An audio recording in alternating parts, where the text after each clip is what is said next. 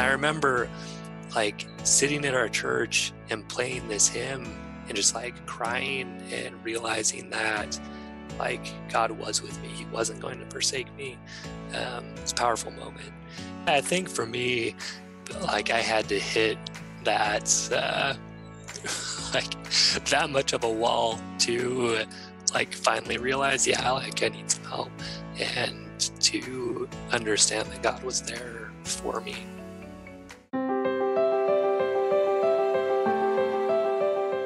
Welcome to Stories of Hope in Hard Times, the show that explores how people endure and even thrive in difficult times, all with God's help.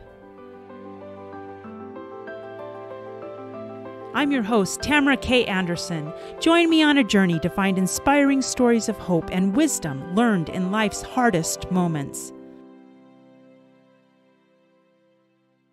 My guest today graduated magna cum laude in neuroscience from Brigham Young University, then attended UCLA Medical School and went through psychiatry residency training at UC Irvine. In 2016, he founded Strong Men, Strong Marriages to help couples achieve the relationship they desire by working through issues such as infidelity, falling out of love, broken trust, poor communication, and many other conflicts. He has been married to his wife, Elizabeth, since 2005. Having experienced many of these issues firsthand, he spent years learning what it takes to build a great marriage. I'm pleased to present Dr. Mike Frazier. Mike, are you ready to share your story of hope? I am ready. Yeah, thank you for the opportunity. Awesome. Well, we always like to break the ice with something a little fun. So at Christmas time, your wife bought you guys matching shirts. Yes. Why don't you tell me about that? Because that's really cute. So this was a while back, but yeah, we got these two Santa, like they have Santa on them, they're blue, and yeah, that was fun. That was a fun thing to do. This Christmas though, like Elizabeth went all out. Like we were going to be kind of alone on Christmas this year as a family, which is kind of sad, especially to her. So she decided we'd do a drive-through Christmas. So people came by our house, we made a meal, gathered some gift cards up, and it was busy but super cool and a good opportunity for the kids to, see and do something for some people who need it more than us. So it was nice. That is so fun. Oh my goodness. What a blessing to see that you guys are at a point in your life and in your marriage where you can love and share and give to others around you. That's fantastic. Yeah, it took a while to get there, but we're there now. Well, we're going to dive into that. It took a while to get there, right? So why don't we go back into your marriage and why don't you walk us through the hard times and what it looked like and what it felt like for you and kind of that process of evolving to what it is today? Yeah, so I mean, we got married pretty young. I was 21. I'm a member of the Church of Jesus Christ of Latter-day Saints. I just come back from a mission for that church. So like you in the church, like kind of your next step is to get married. So Right. yeah, so like I was very much like on the hunt, like trying to find the right person to marry, the right girl to marry.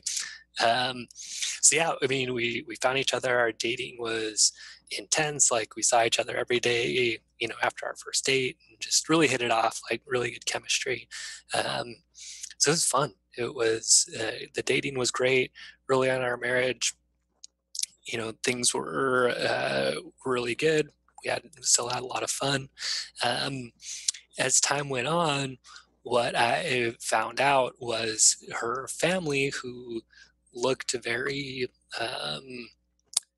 normal, looked very prominent in even the church and in the community and those kind of things, had actually been sex trafficking my wife for most of her life.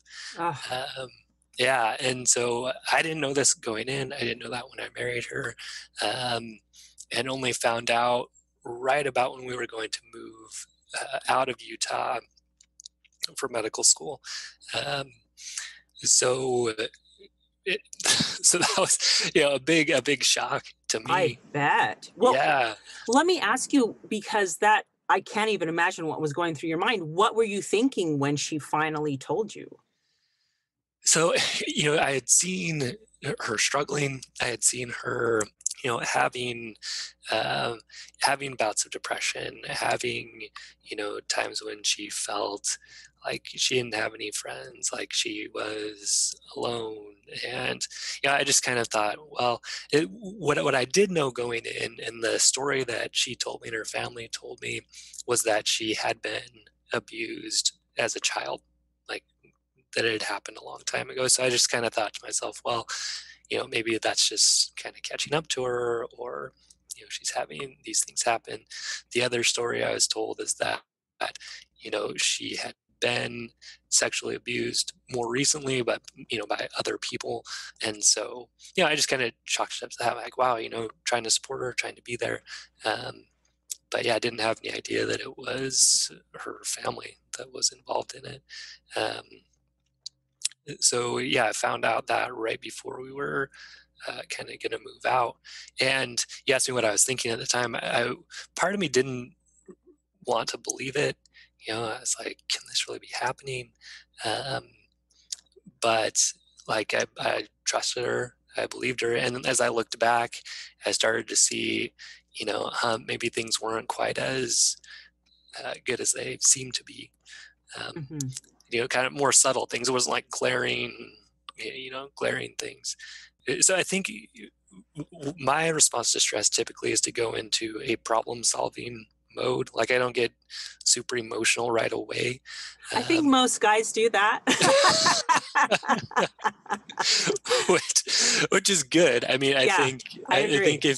if we had both sort of fallen apart, it wouldn't have been very good. But like, yeah, so I went more into problem solving mode, more kind of like survival, just kind of like shut down the emotional response. Are just like, okay, like, what do we do? Like, what's going to be our best next steps here? So we moved, which was great.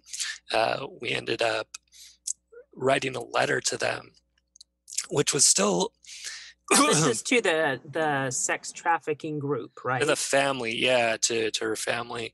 And so it basically said, Elizabeth's having memories that, some people in the family were unsafe. Um, Please don't contact us anymore. If you do, we'll reach out to authorities. And basically, kind of, that's the essence of what the letter said. Hmm. Um, so from that point, they really didn't reach out much to us, which was good. We created that separation, and Elizabeth was able to get into therapy and start going through a healing process that took a while. Took I bet. Yeah, it took a lot of years, and still, like, it's still not all the way there. Um, she has hard times, she has good times. Um, and you know talking about like the story of hope or getting through hard things, like the hard times for me were seeing her suffer, not feeling like I could really do much about it. Hmm. um it was it, Also on my side, when she went into those bouts of depression, it was pretty much me that needed to. We had kids. Yeah, we have 5 kids now, but we had our first son. We had like 1 year after we got married, and then next one a couple years after that. So we had 2, 3, 4 kids throughout all this. And so yeah, it'd be pretty much me that was taking care of them. Making And meals, going to doing medical that. school. Right? Yeah, that was the other part. So yeah, doing medical school and Whew. residency on top of it. It was wild. But talking about trying to see like God's hand in that. One of the big memories I have was like, so Elizabeth was actually out of town to get specialized treatment, for her trauma. And so just me, our 2 boys, and uh, you know, one of the big blessings through this was our church group really rallied around us. Like, we moved to a place that really didn't make sense. Like, we lived in Orange County, school was in Los Angeles, long commute for me. But like the people in our church group, our ward's called, were just so supportive and like exactly what we needed. Really took us in like family. Really kind of watched out for Elizabeth while I was gone. And when she left, we had people that were watching our boys and did just such an incredible job doing that. It's just like seeing God put people in our lives that could support us and that could help us through it. Um, but like one specific memory that I had, that like I know it was God's help that helped me through it, was I was coming up on this exam, this anatomy exam. I had not studied as much as I would typically Yeah. because of everything that was going on. Um, and I walked in, I was just like, you know what, I like I'm just gonna do my best, and I hope God helps me because I'm I'm not ready for this. I was expecting to have to like repeat the block really, but I walked in, I reviewed like everything that I had on that unit, like the hour before the test, just like Uh-huh. try to like freshen it up. But I went in and I scored like a 97 on the anatomy, Holy and smokes. yeah, and like 95 or something on the written part. So like I look back on that and just say like that wasn't me. Like Mm. 100% that wasn't me. Like I know God helped me through that or sent angels or something, that, he helped me pass that test and get through all of that. Um, so on the academic side, that, and then, um, as I mentioned, just like having the people that were there and supporting us. And How are you doing emotionally at this point? That's what you were going through, especially when you were doing medical school and taking care of the kids, and your wife had to go to specialized treatment. Seriously, how are you doing emotionally? Because I can only imagine how I would be feeling, just like completely overwhelmed. I know you had people helping you. yeah, it was overwhelming. Definitely it was, um, I felt like I'm a pretty capable person. I feel like I can accomplish most of the things that I want to in my life up to that point, especially. Um, but like it was too much. Like I couldn't do it by myself, which was hard, but an important lesson. To me, it really drove me to um, get help from God, from the people around me, to accept help, to accept the idea that I needed help. Um, like I remember during this time too, there was a hymn from our church called "How Firm a Foundation." That's even it's based on a scripture in Isaiah that um, is just so powerful and was so helpful to me. Um, Why don't you share some of that with us? Yeah. So I think this one was a good one. Every condition, in sickness, in health, in poverty's veil, or abounding in wealth, at home or abroad, on the land or the sea, as thy days may demand, so thy succor shall be. Like I definitely felt that in that time, that my need was greater and what I received was greater because of that. But this is probably the one of the most powerful verses for me was, "Fear not, I am with thee, O be not dismayed, for I am thy God, and will still give thee aid. I'll strengthen thee, help thee, and cause thee to stand, upheld by my righteous, omnipotent hand." Then the one after that, "When through the deep waters I call thee to go, the rivers of sorrow shall not thee overflow. For I will be with thee, thy troubles to bless, and sanctify to thee thy deepest distress." Um, Pretty much the whole thing. I mean, I can keep going, but No, this is so beautiful, and I love that hymn. So I find it so applicable that that is one of the things that just really resonated with you and reminded you that, yes, you were going through deep waters. Yes, it was so overwhelming, but God was there with you. yeah, yeah, absolutely. And even the last one where it says, "The soul that on Jesus hath leaned for repose, I will not, I cannot desert to his foes. That soul, though all hell should endeavor to shake, I'll never, no, never, no, never forsake." And I remember like sitting in our church and playing this hymn and just like crying and realizing that like God was with me. He wasn't going to forsake me. It's a powerful moment. And I see it, and I continue to see it, that, as I do trust in God through it, he helps me through it, either through strengthening me directly, or which, I mean, you say, how was I doing emotionally? Like, it was hard. I was sad. I felt overwhelmed, but like, I had finished my school, I took care of the kids, like I got all this stuff done, like I had the strength that I needed to do it. Um, and like, personally, I give credit to God for that. I think He's the one that helped me get through it. Yeah. Oh, and it's so good to know that on those days or months or years, perhaps even Yeah, when we're feeling completely overwhelmed, that God is not going to forsake us, like you said. yes, But it does require a choice. It requires us choosing to turn to Him in that time of despair and that time of trial. yeah, yeah. I think for me, um, like, I had to hit that. Like, that much of a wall to like finally realize, yeah, like I need some help, and to understand that God was there for me.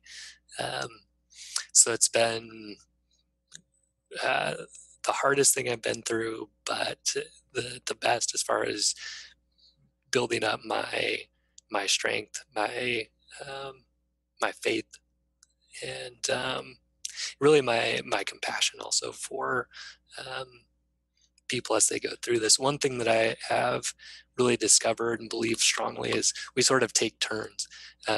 Like, we had many years where it was our turn to mainly be receiving service um, from people.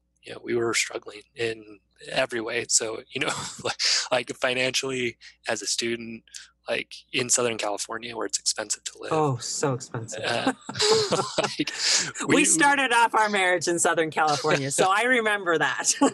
yes. Yeah. So financially, we were definitely on the receiving end of, people helping us, the church helping us, friends, family. And it's hard to be there in a way. Um, but like I said, what I learned was we just take turns, and it's fine. Like, sometimes you're gonna need to be on the receiving end of financial and emotional and spiritual support. Then, as you kind of get strengthened, it's going to be your turn to go out and provide financial or emotional or spiritual support. And I feel like God does that for a reason, that sometimes we're up and we can help, sometimes we're down and we receive help, and just being okay with that, like knowing that Yeah, that's part of the process. it is part of the process.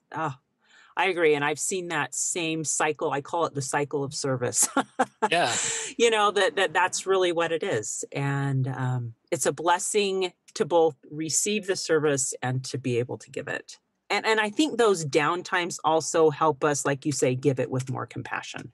Yes. So, having been at such a low point yourself, you're now able to, help others in their own struggles. So let me ask you this. Let's kind of segue into how you grew as a person and made the choice to start changing yourself, instead of, I don't know, as I was kind of reading your story online, I noticed a pattern that you realized you kind of went from trying to just help her and change her, that you had to make some changes as well. Yeah. Yeah. So I think it, the way that I look at it, and like the people that I follow in this, would be like David Schnarch, who unfortunately just passed away, Jennifer Finlayson-Fife, other people that look at marriage as sort of a developmental process. So we start out kind of more dependent, and then we become more independent, and then more interdependent. So Stephen Covey kind of talks about that same progression. Hmm. Um, so early on, uh, I think a lot of us, when we get married, we think that, so it's our job to meet our spouse's needs. It's their job to meet our needs. It's our job to make our spouse happy. It's their job to make us happy. Um, and so it's sort of a dependent situation. I think when we got married, like I really had a big need to feel needed, which I was like Hmm. big time.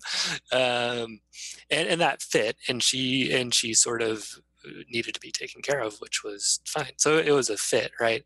But eventually, as she started, healing, which was awesome, as you know things started to improve as far as just her ability to function and take care of herself and take care of the kids, and even start a business later on.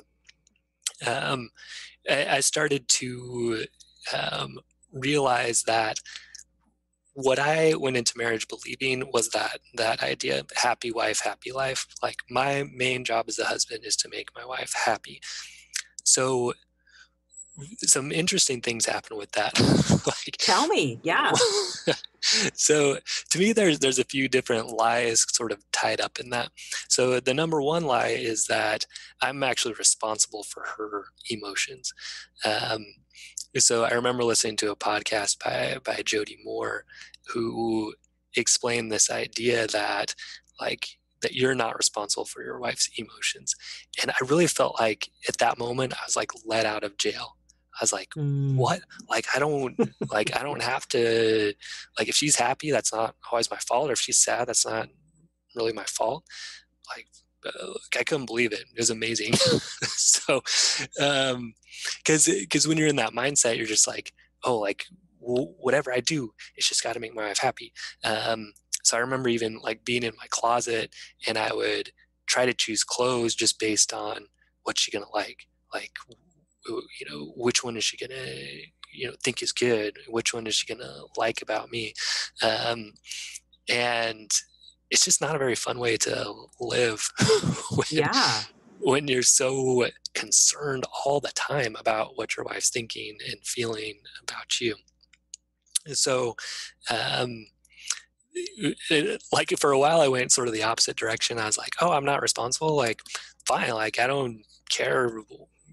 I don't care what she thinks, or I don't. I'm going to do whatever I want, and not even Uh-huh. pay attention to her." Like, it freaked her out actually. she, I bet it she did. she remembers this period like pretty well, where I was just kind of on this going the opposite direction. Like before I was like, oh, let me do everything that I can to take care of her, and then I was like, I'm not gonna do anything. Like take care of yourself. uh, and so She's like, what happened to my husband? that's pretty much what she was saying. So but what I came to realize was it's those are two sides of the same coin. It's still being like super dependent on her, because I'm like basically saying, well, forget you. I'll do what I want.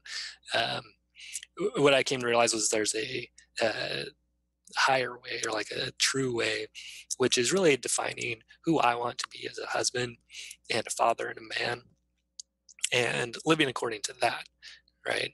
So do I still do nice things for my wife? Yeah. But do I do them only to make her happy? No. Like I do them because I feel like that's what a good husband does. That's the Hmm. kind of husband that I want to be. Give the example of like buying her flowers. So I would buy her flowers, and then I would just like wait, and I'd say like, okay, like is she gonna like them? Is she gonna put them in the vase? If she doesn't put them in the vase, she probably doesn't care, and like then I'm not gonna do this anymore. Yeah. So I call that, the term I call that, as being a mosquito. It's like you do something nice, but you're expecting something back. It's like you're trying to suck it off like a mosquito, like suck off attention, appreciation, affection, sex. Um, or like the classic example is doing the dishes, right? So a husband will go in, they'll do the dishes, and then expect their wife to want to have sex with them that night, right? As Mm-hmm. a kind of return of Mm-hmm. that.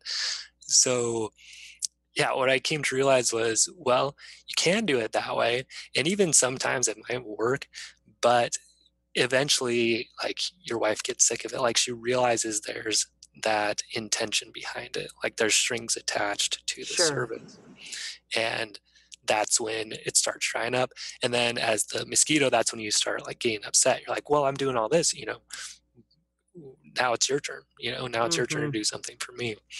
And a lot of times you don't even say it, it's just kind of implied.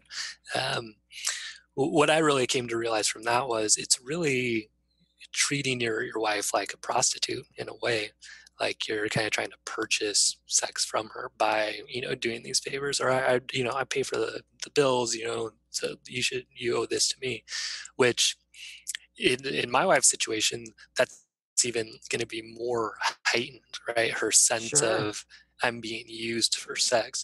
And so like I had to really clean that up in myself and realize, okay, do I want sex to be a part of our relationship? Yes. But do I want to have her feel like she owes it to me? Definitely not. No, that's not how I want that relationship to be. So, um, yeah, kind of coming back to the idea of a happy wife, happy life. So the idea that I'm responsible for emotions, I'm not really, but I can still choose to, serve her and be a good husband because I want to be that. Now, paradoxically, that is when she does appreciate me more. That's when she does, is more willing to be intimate because she knows there are not those strings attached. So it's weird, when you don't need it, when you don't feel so needy for it, that's when you end up getting more of it. When you're not looking for it, that's when you get it.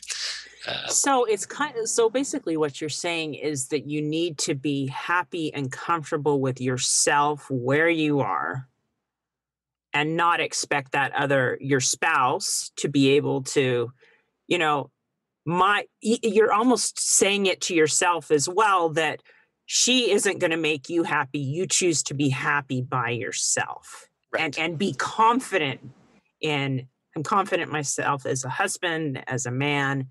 She can be confident in herself as a woman, and so it almost boils down to um you being able to be happy and confident in who you are, and then you're able to have a better relationship as a couple. Is Absolutely. that really what it boils down to? Yeah, and the way that the steps I like to describe in it are get strong, get attractive, get an incredibly intimate marriage. Ooh, I love, love, love that you've divided this into 3 awesome steps. We're going to take a quick break, but when we get back, we're going to have Dr. Mike tell us about these 3 steps. Get strong, get attractive, and get a strong, joyful, and intimate marriage. How many of you out there feel like your life is chaotic, crazy, and completely awful compared to the norm? What if I were to tell you that you are normal for you? I am so excited to announce that my book, Normal for Me by Tamara K. Anderson, is now available for purchase on Amazon. This book took me 10 years to write, and I share 20 years worth of lessons learned in my life detours, including being in a car accident and having 2 of my children diagnosed on the autism spectrum. In this book, I share the secrets of how I made it from despair to peace with God's help. I also include a bonus diagnosis survival guide at the very end of my Normal for Me book. The Diagnosis Survival Guide includes 12 tips to survive and thrive in tough times. Wouldn't you like to know what those are? So what are you waiting for? Grab your copy of Normal for Me today on Amazon. And we're back. I'm talking to Dr. Mike Frazier, the founder of the program Strong Men, Strong Marriages. And he and I have been talking a little bit about how his own personal experience in building this program, because of the challenges his wife had from being sexually abused from the time she was very, very young. And you were just about to tell us about your 3 steps in this program. First, get strong. Second, get attractive. And 3, get a strong, joyful, and intimate marriage. Why don't you tell us a little bit about that, Dr. Mike? So getting strong, to me, there's like elements of that. So spiritual strength is kind of what we're talking about here. And to me, spiritual strength is the core of it is self-worth, like your Yes. value as a person, which people will tie that to different things. what a lot of us try to tie that to is relationships or accomplishments or how righteous we are or whatever. Problem with that is it's based on comparison. There's always going to be somebody with more. There's always going to be somebody with less. You can say I'm better, but you can also say I'm worse. So the book You Are Special by Max Lucado, I think, does a really good job describing this principle where if we're just always looking for, a star, a gold star for somebody, or trying to avoid, what he calls a gray dot or like a negative statement Yeah. from somebody, we're kind of trapped. But if we can go to God and understand what God thinks about us, that we're special because he made us, and he doesn't make mistakes, and really feeling that value within us. I consider that like if there's a cup and you're trying to fill that with worth, like worth is water, let's say, if you're trying to get that from other people, you're like, hey, can you dump some in? Hey, can you dump some in? Or I'll give you a little bit, but you need to give me more. Like you're kind of stuck. But if you put it like getting that from God's like putting it under the faucet, you just turn it on, it's just come in, overflows, and then you can go give that to whoever. So yeah, if you can tie it, even if it's not God, like if you don't believe in God, but something that is infinite, like just that as a human being, you have worth as, a perfectly evolved human is a way I've heard it said, like there's a Buddha within all of us, whatever it is, if you can tie it to something that's infinite, it's just going to be so much better than trying to get it from other people. And I know for me, it's in and out. Like sometimes I feel that more and sometimes not as much, but I try to make it a daily practice. Well, I do make it daily practice to just sit and try to remember and feel that worth every morning, so I can go out and serve others and not feel like it's draining me. Right. Mm. How do you do that? How do you tap into your source Yeah. every morning? What are some of the things you do? So my personal practice, so I get up, I take a cold shower, I come down and kneel down and say a prayer. And it's sort of like a set prayer in a way, in that it's just kind of like a visualization of like the type of person that I want to be. But it starts off with just like, help me uh, feel your love, help me feel value, and kind of bring my mind back to times when I have felt that, and I just kind of wait until I feel that. And like for me it feels like a warm sensation, like I'd call it yellow, like a tingling, kind of fills my body, starts in my heart.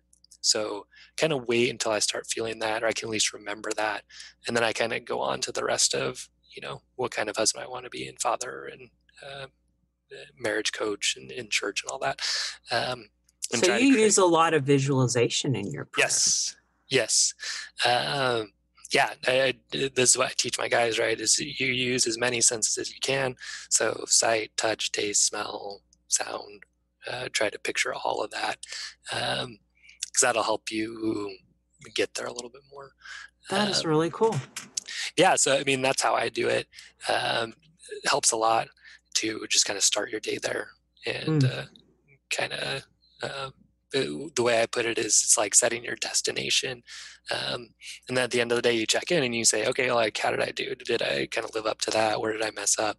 I find myself when I do that in the evenings a lot of times going to apologize to somebody, either my God's good wife. about reminding us when we messed up, uh, huh? either my wife or one of my kids. But it's good. I mean, that's how you make those little corrections. Like Stephen Covey says, like a plane's actually off course most of the time when it's going from one place to the other, but it's just those little corrections each day. So like the morning visualization kind of sets the destination. The evening just kind of lets you make those little course corrections so you get there. Wow, I love that. And this is part of principle one that you teach, which is get Yeah. strong. So getting strong. So So that's spiritually, this is how you do it: is first connecting with God, being able to feel your internal worth. Yes. Yeah. So then you're not trying to get it from everybody else, like what I call being a mosquito, trying to get your worth Sure. from everybody else. So yeah. So and then you set like a clear mission for what you want in your life. Like that's also what I consider spiritual strength. Yeah, it doesn't have to be tied to God, but I think that's the best way. I so, agree. so so yeah, and then there's mental strength. So, being able to really choose your thoughts, emotional strength, being able to feel your emotions, deal with them appropriately, not lose your temper, that kind of Now, are thing. these things you coach people through? Yeah, Oh, yeah, that's cool. yeah. And then sexual strength, which is um, it kind of ties into the other ones too. Um, but really figuring out, how do I want to use my sexuality in the world? Like that's part of my being, that's part of what God gave me. How am I going to use that? Like how do I want Hmm. to use that? This has helped. I've helped guys with pornography problems too, and this helps a lot, right? Instead of saying like, oh, don't look at porn, don't look at porn, it's like, no, how do I want to use my sexuality? Okay, so for me, what I say is I want to use my sexuality to connect deeply with and have fun with my wife. And so I say, okay, that's my destination. That's what I want. Okay, is pornography going to bring me closer to that or not? I can choose it. Like I could Mm, close this and look at pornography right now if I wanted, but is that going to help me get where I want? It's not. And so that just makes it more clear, like why you're choosing what you're choosing or why you're not mm. choosing what you're not choosing. So basically, you're teaching people to make choices based on the end result that they want. Yeah, yeah, and trying to find that based on a place of integrity and something that's more internal. And if you're a spiritual person that comes from God, comes from the Spirit, I think that's what uh, we're trying to go for in our church right now, is more that personal revelation and Hmm. living in integrity with what feels correct to us. That's still within like um, the bounds of like God's not going to tell you, oh, like it's good to go have a bunch of affairs. Like that's not going to be actually an integrity. Like it's going to be what feels right, what feels true, what feels in alignment with your conscience. um, Mm, so yeah, that's what I call building strength or getting strong.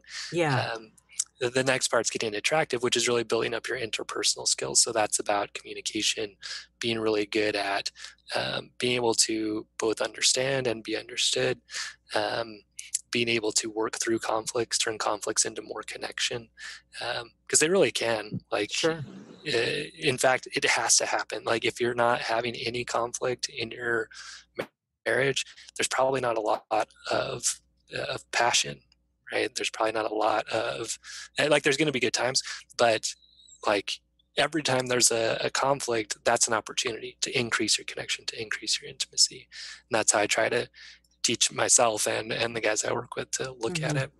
Um, and then the step three is getting incredibly intimate marriage, which is when you find these points of really knowing each other, being known deeply, even saying things to your spouse that they won't necessarily like, but that are true to you and important to you, that might stir up some conflict, but you kind of know how to deal with that now.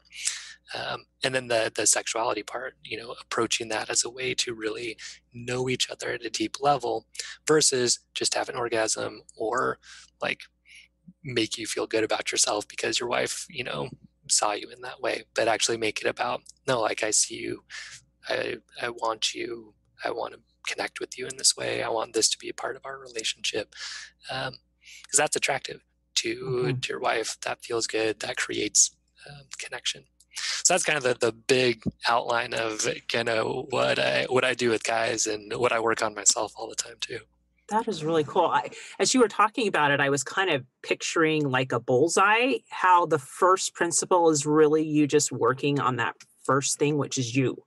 You got Mhm. to fix yourself first. And that Yes. second step of get attractive is all about communication. So expanding that out to helping and relating and being able to talk to people in ways that are appropriate and Right. correct. And then step three is almost a joint effort. I don't Yeah. know. Is that a Yeah. good way of describing it? No, for sure. Yeah. I think it's, yeah, internal, and then, yeah, like dependent, independent, interdependent. Yeah. So like yourself, others, and then working together with others, like cooperation. That is so cool. I've never thought about it like that before, but that's a really good pattern. I can see that it would totally work. Oh my goodness. So seriously, how did you come upon this? Now I know you've got your degree in psychology and you're also a doctor. So is this are these just things that you figured out as you were studying? How did you develop this? Yeah, Seriously. so yeah, it's some of both. So like a lot of books kind of shaped my thinking, my training throughout my psychiatry and psychology. Well, I said psychology, but I trained in psychiatry, but also did a lot of therapy within that. Um, so I learned a lot of really good tools, and did marriage counseling with did some training in marriage counseling as a resident. Um, and then like applying coaching tools like from Jody Moore and like her, like Brooke Castillo and those folks, um, and then yeah, entrepreneurship. So it's been like a lot of things, but then the main thing was just looking at my own life and marriage, and okay, like what did I need to apply here? What really created the breakthroughs for me? Is there some pattern in it that I can pull out here that'll be useful? Um, yeah, it helped me a ton. Then I just went out and shared it with other guys. You know, they had really good results too. With So I work with men and with couples um, that are going through this. So yeah, like anywhere from, yeah, affairs where it's in big trouble versus like more like ours where it was okay, like it was good, but you wanted it to go to that next level. It's all that like um, underlying stuff that you don't think about, that the mosquito stuff, the self-worth stuff that's not as evident. You have to kind of dig a little bit. Like an affair, it's clear, Sure. that happened. It's time to like got to do some stuff to deal with that. Um, but yeah, the same principles apply. Um, with infidelity, it's about rebuilding trust, and the way you do that is by becoming a trustworthy person, which is really Sure. spiritual strength and being a man of your word. So let me ask you this. I'm sure there are people out there listening right now who are thinking and hearing your story and relating to it. What would you say to them as far as to give them hope or to give them some tips that they can just start on like today? Yeah. So I would say, like, if you are, let's just say you're in a marriage where you just don't feel like there's the connection that you would like there to be. Um, I think what I'd look at very first is really digging into that idea of, am I trying to get my sense of worth from my spouse in some way? Um, the way you'll know is if you're saying stuff like, "Oh, my wife just doesn't appreciate me," or "My husband just doesn't appreciate me," or like, "If they would just have sex with me more often, then I'd be happy," or if they would just notice, if they just make dinner more, or whatever, right? Like Mm, anything, if you're like, if this happened, then I would be happy, like you're off course, right? okay. Because you're giving your spouse all of the power over your emotional life, um, which is awful in a lot of ways. It's awful because now you have no control over your emotional life because your spouse is in charge of it. It's awful because they have a responsibility that they don't want and never signed up for. But the worst part is there's nothing you can do about it except try to Mm, change your spouse, which doesn't work. And so if you find yourself saying that, "Oh, if she would just this, then I'd be happy," or "if he would just this, then I'd be happy," you're like, "Well, wait a second, you know, I don't want to give them that much power. Like, I want to be able to find joy in my own life. And sure, like, can I, this is the part of it, creating intimacy as well, is realizing that you are just as valuable as your spouse, right? That you can make requests and say, hey, I'd like this. I'd like you to do this. But then not being like, if you don't, then you hate me. And if you don't, then I'm going to like be feeling awful, right? Right. Uh, so it's a balance, but what it comes down to is, understanding you have value, understand your spouse has value, and then trying to find, things that work for both of you. Um, you want your marriage to feel like you're both winning, not like you're losing and your spouse is winning, or you're winning and they're losing. Right. No, that's really cool. Wow, this has been so enlightening. This has been really fun to talk because I guess I've never really paused to think about things in quite the way you phrased them. It's been really, really fun. Let me ask you this. What about people who have a spouse who's unwilling to change? Like they're willing to get the therapy and their spouse is not. Yeah, so that's most of the guys I work with. Their wives are making them come. So I have some of those too, and that doesn't typically work very well. You Yeah, usually, I'm sure it doesn't actually. yeah. So what I'd say again is this is the same thing popping up, right? Where you're saying, oh, if my spouse would just change, then I'd be happy. Or if my spouse would go to therapy with me, then, we could kind of put things together. Um, so what I would say to that is this, like, you can be happy now, like you have that option. Um, what you will end up needing to decide at some point, right, is, you know, is this marriage going to be what I choose to be? Is this the person I'm going to choose to be with, or is it not?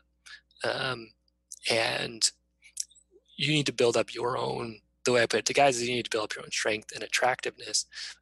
Same idea for women, right? You want to build up that strength and know you're a good choice. Like, know you're worth choosing. That's what a lot of my guys struggle with, is like really feeling like they're worth choosing and a good choice, and that it's worth it. They are worth making requests in their marriage, that they are worth saying, hey, I don't like this, I want this better.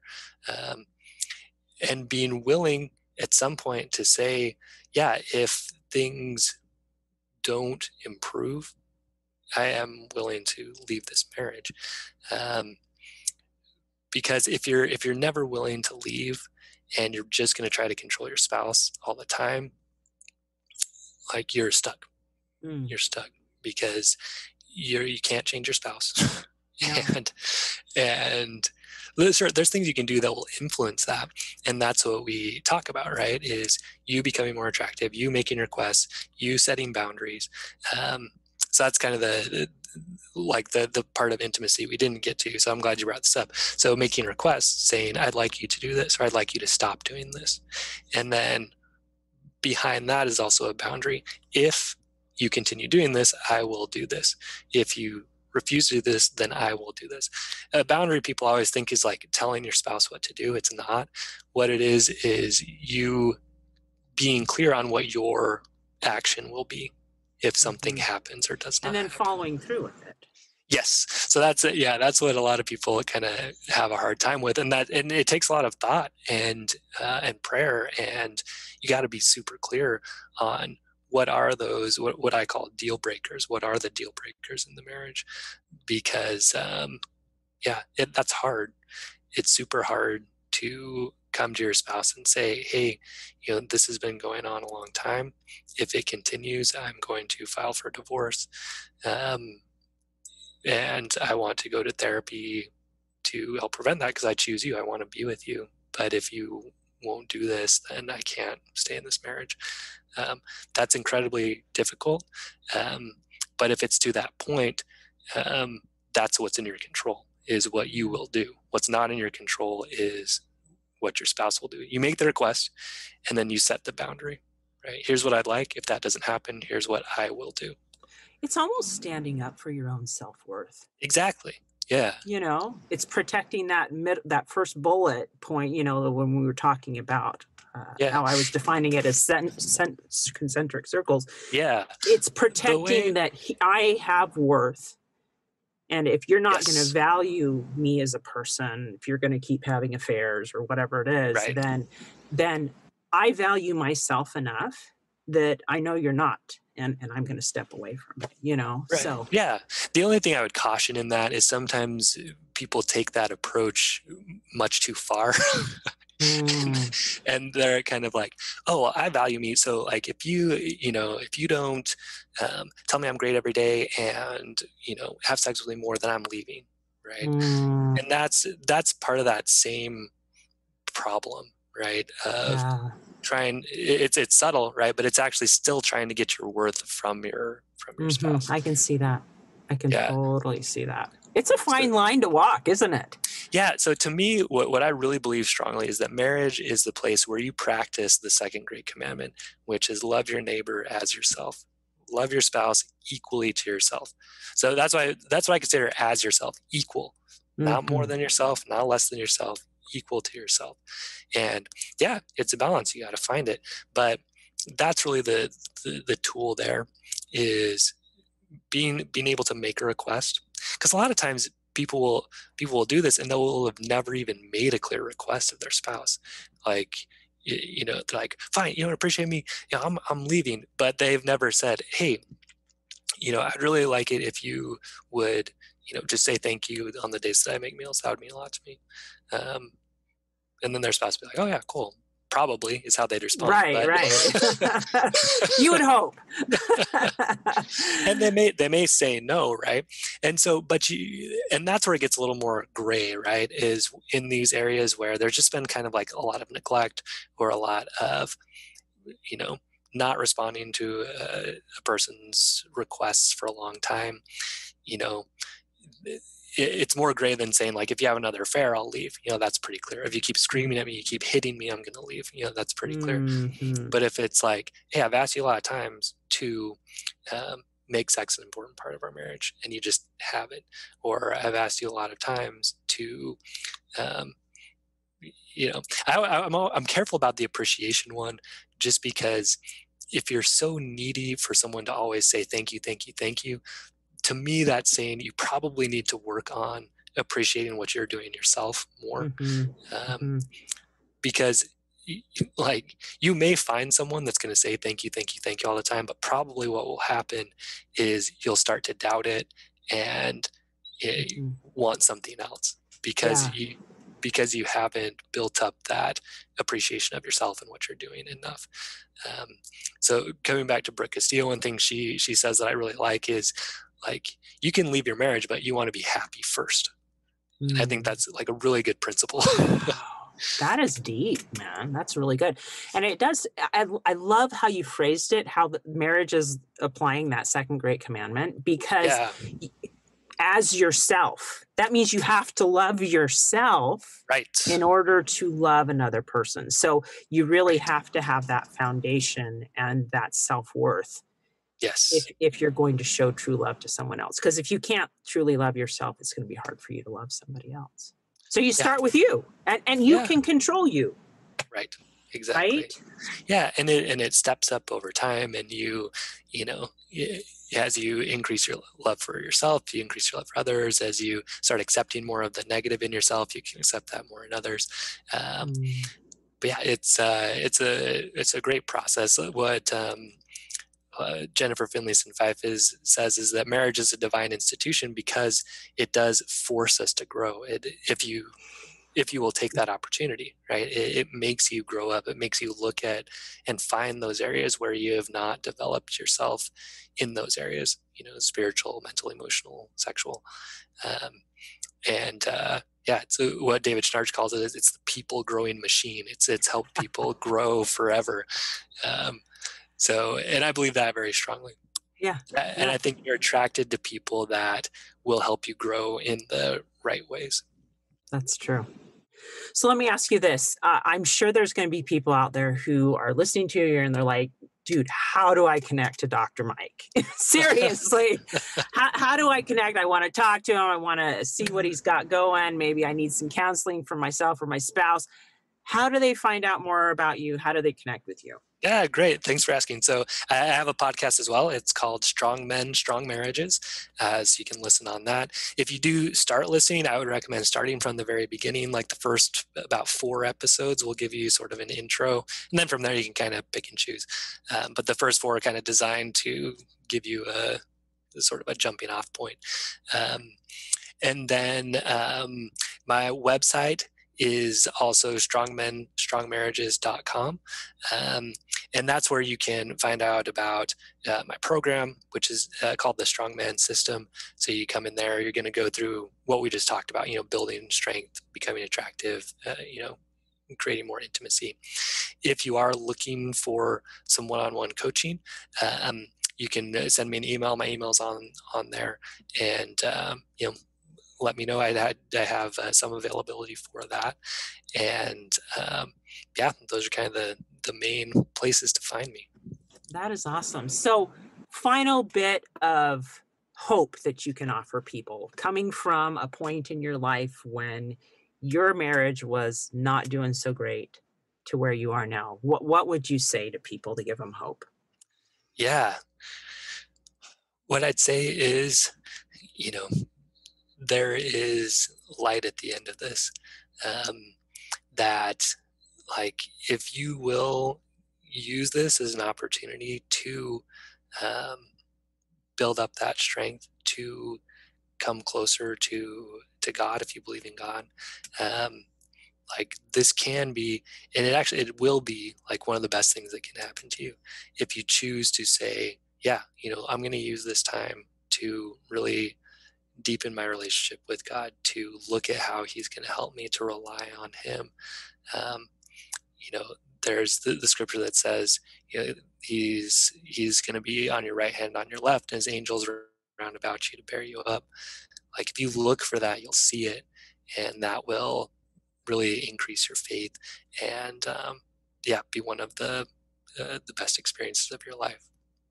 Wow. Thank you, Dr. Mike Frazier. This has been such an honor to have you come on and share not only your story, but the process that you've seen work not only in your life, but in the lives of others, that healing is possible, Yes. That connection, no matter the relationship, is possible when people apply correct principles to their life and to their marriage. Hey, thanks so much for listening to today's show. I know that there are many of you out there that are going through a hard time, and I hope you found things that have been useful today as you listen to the podcast. If you would like to access the show notes from today's podcast, visit my website. It is storiesofhopepodcast.com. That is where you'll find favorite quotes from today's episode and shareable memes. And those are fun because you can share them with your friends on social media. You will also find the links mentioned throughout today's episode, so you don't have to remember what those were. And also all the tips that were shared. Sometimes tips are shared so much throughout an episode you forget. What were those great things? So go to the show notes, storiesofhopepodcast.com, to look up these fantastic resources. If someone kept coming to mind during today's episode, perhaps that means that you should share this with them. Maybe there was a story shared or a tip that they really, really need to hear. So go ahead and share this episode with them. May God bless you, especially if you are struggling, with hope to carry on and with the strength to keep going when things get tough. Remember to walk with Christ, and He will help bear that burden. Above all else, remember, God loves you.